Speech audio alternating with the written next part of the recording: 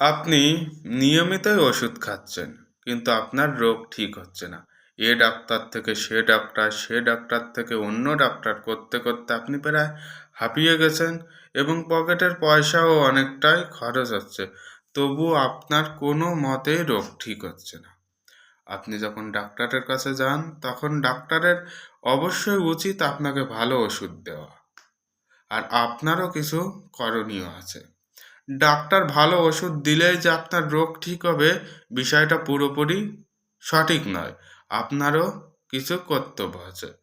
এই যেমন ধরুন, আপনার জ্বর হয়েছে, আপনি ডাক্তারের কাছে গেছেন, ডাক্তার ঠিকই আপনাকে ভালো ওষুধ দিয়েছে, কিন্তু আপনি ওষুধটা নেওয়ার পরে মনে করছেন ডাক্তার ওষুধ দিয়েছে, ভালো ওষুধ দিয়েছে, আমার রোগটা ঠিক হয়ে যাবে।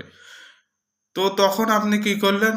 রোদ দিয়ে ঘুরে বেড়ালেন, বৃষ্টিতে ভিজলেন, কিংবা পুকুরে স্নান করলেন, বা কলে অনেকক্ষণ ধরে স্নান করলেন।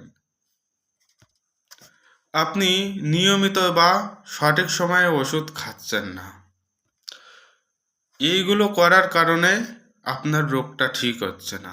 তো আপনারও উচিত, ডাক্তার তো অবশ্যই আপনাকে ভালো ওষুধ দেবে, পাশাপাশি আপনার উচিত আপনাকে সঠিক সময় ওষুধ গ্রহণ করা।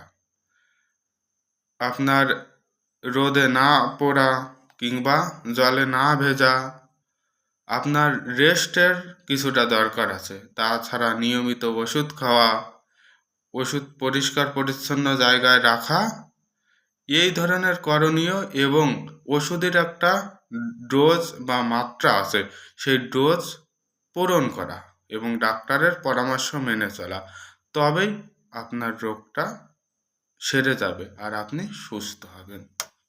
ধন্যবাদ।